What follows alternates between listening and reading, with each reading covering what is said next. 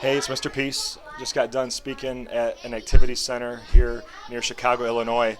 And another awesome way to keep the spark alive at any school is to create theme posters that really touch on the main message of not bullying, showing kindness, showing compassion. So here at the school, they have their no bully zone, right?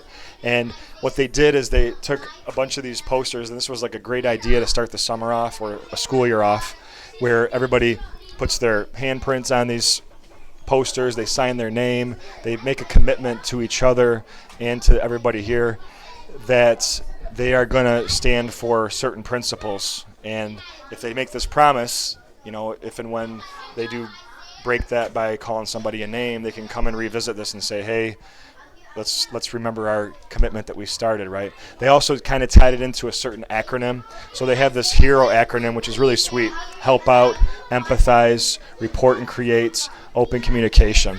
So they kind of have their higher theme that's really trying to stamp out any bullying issues that we have, and really not just the ongoing and repeated actions, but things that just happen on a one-time basis. So think about bringing this to your school, your organization, a great way to keep the momentum alive that was created during one of my first initial visits.